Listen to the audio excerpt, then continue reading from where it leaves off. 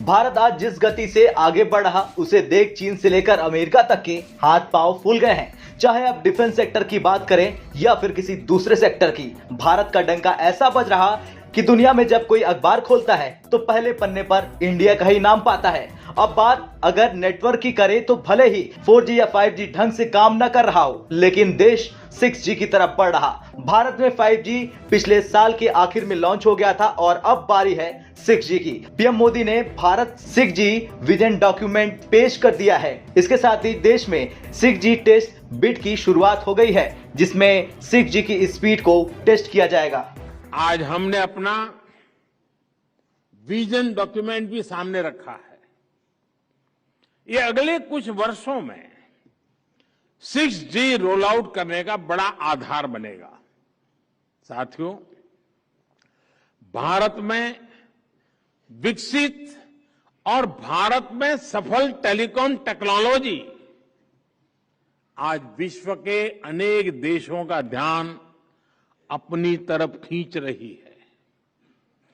4G और उससे पहले भारत टेलीकॉम टेक्नोलॉजी का सिर्फ एक यूजर था, कंज्यूमर था, लेकिन अब भारत दुनिया में टेलीकॉम टेक्नोलॉजी का बड़ा एक्सपोर्टर होने की दिशा में आगे बढ़ रहा है।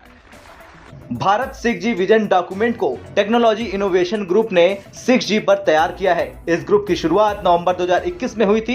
इस ग्रुप में कई मिनिस्ट्री, डिपार्टमेंट, रिसर्च और development, institution, academic, telecom service providers और इंडस्ट्री के लोग शामिल हैं। इस ग्रुप का काम भारत में 6G लॉन्च के रोड मैप को तैयार करना है। माना जा रहा है कि 6G नेटवर्क 5G नेटवर्क की अधिकतम स्पीड से 100 गुना ज्यादा तेज होगा। चलिए समझते हैं 5G और 6G में क्या फर्क है। इंटरनेट नेटवर्क की छठी जनरेशन को 6G और इससे एक पीछे की जनरेशन को 5G कहते हैं। 5G की इंटरनेट स्पीड 10 Gbps है, जबकि 6G की स्पीड 1000 Gbps होने का दावा किया जा रहा। 5G की तुलना में 6G के माध्यम से 10 गुना ज्यादा डिवाइस को एक साथ कनेक्ट किया जा सकता है। 6G शुरू होने के साथ यूजर्स का 1 सेकंड में 142 घंटे का हाई क्वालिटी वीडियो डाउनलोड कर सकेंगे। मान ले कि एक HD क्वालिटी मूवी औसतन 2.5 घंटे की होती है, तो इसके हिसाब से 6G के आने के बाद 1 सेकंड में करीब 57 फिल्में डाउनलोड हो सकेंगी।